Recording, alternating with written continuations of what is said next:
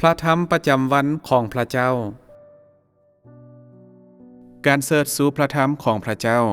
และการที่สามารถอธิบายพระธรรมเหล่านั้นอย่างเปิดเผยบ่ได้หมายความว่าเจ้ามีความเป็นจริงมันบ่ง่ายคือดังที่เจ้าจินตนาการไว้เจ้าจะมีความเป็นจริงหรือบ่มีความเป็นจริงบ่ได้อิงตามสิ่งที่เจ้าเว้าแต่กงกันข้ามแม่นอิงตามสิ่งที่เจ้าดำรงชีวิตตามเมื่อพระธรรมของพระเจ้ากลายเป็นชีวิตของเจ้าและกลายเป็นถ้อยคำที่แสดงออกแบบธรรมศาสตร์ของเจ้านั่นสามารถเบ้าได้ว่าเจ้ามีความเป็นจริงและเพียงเมื่อนั้นเจ้าจึงสามารถถือว่าได้รับความเข้าใจและได้รับวุฒิภาวะที่แท้จริงเจ้าต้องสามารถทนต่อการกวดสอบระยะยาว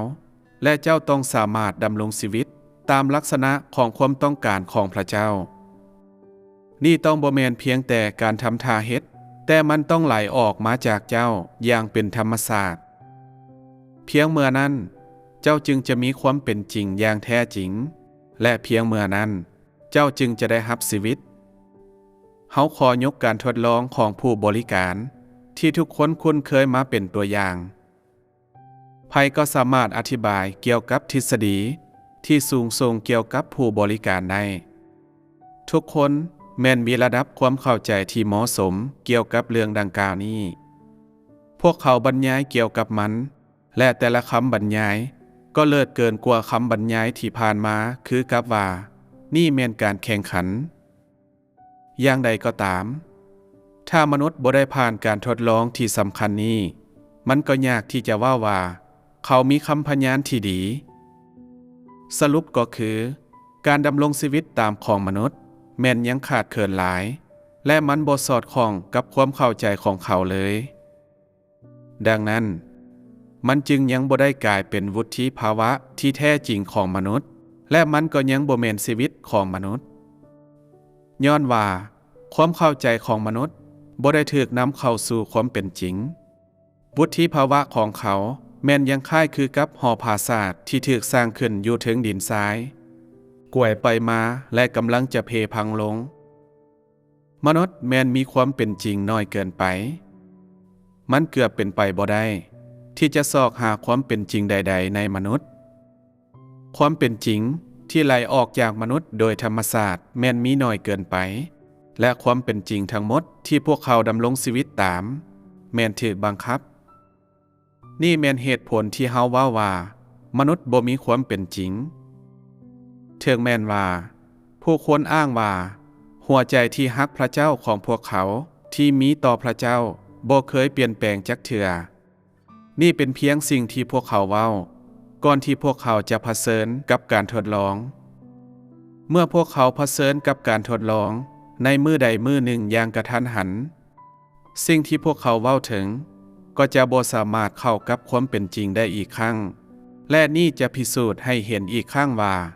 มนุษย์บ่มีความเป็นจริงสามารถเว้าได้ว่าเมื่อใดก็ตามที่เจ้าเผชิญกับสิ่งที่บ่เข้ากับความคิดของเจ้าและต้องการให้เจ้าปล่อยปละตนเองสิ่งเหล่านั้นแม่นการทดลองของเจ้าก่อนเจตนาของพระเจ้าจะถูกเปิดเผย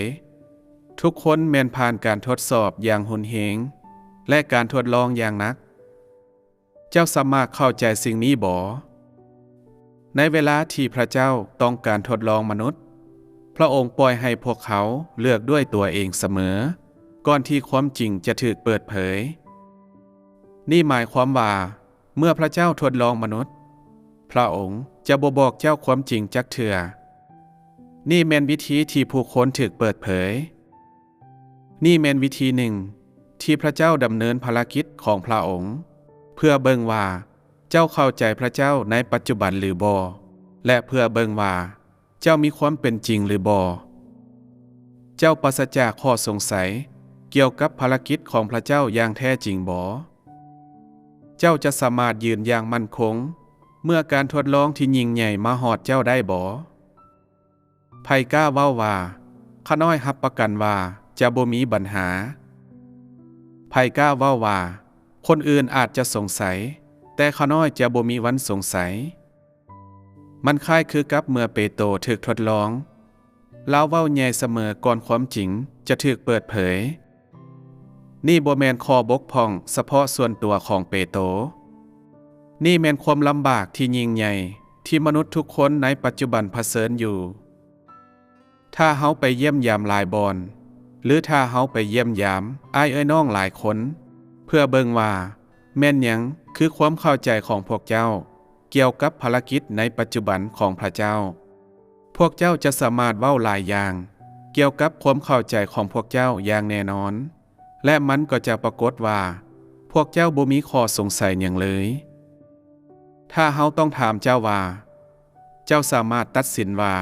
พระเจ้าเป็นผู้ปฏิบัติภารกิจในปัจจุบัน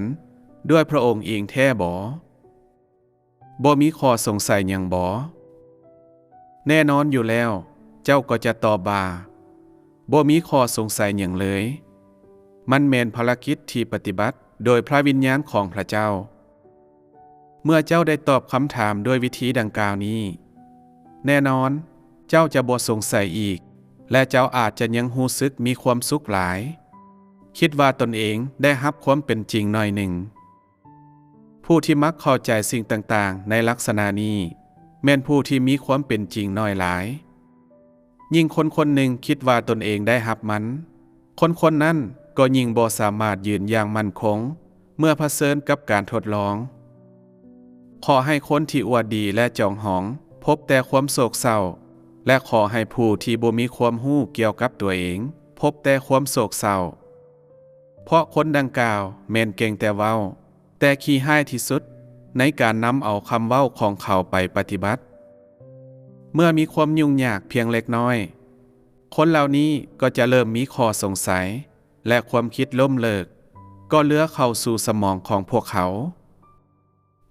บ่มีความเป็นจริงใดๆเลยพวกเขามีเพียงทฤษฎีที่นอกเหนือศาสนา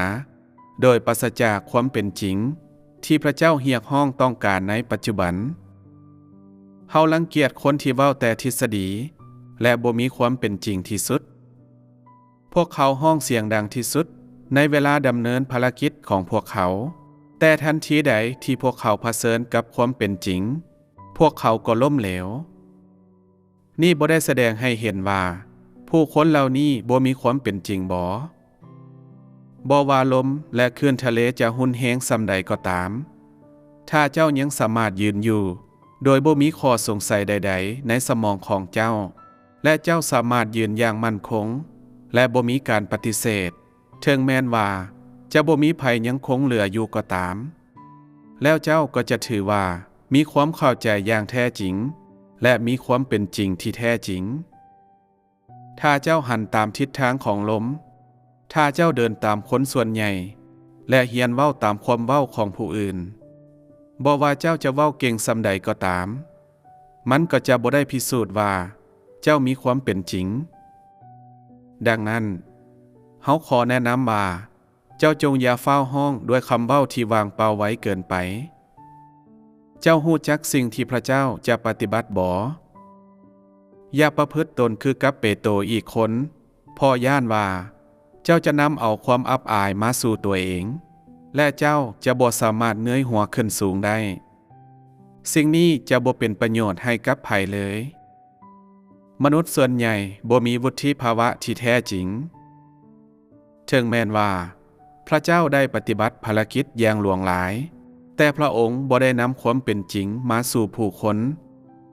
จะให้ถูกต้องกว่านี้ก็คือพระองค์บ่เคยเขียนตีผู้ใดด้วยตัวพระองค์เองจักเทื่อ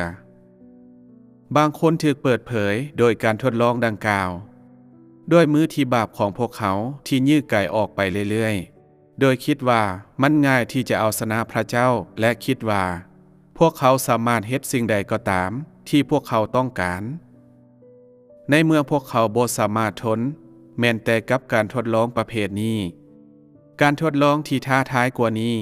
แม้นบ่มีทางที่พวกเขาจะทนได้และการมีความเป็นจริงก็เช่นกันพวกเขาบ่แม่นพยายามหลอกลวงพระเจ้าเท่านั้นบ่การมีความเป็นจริง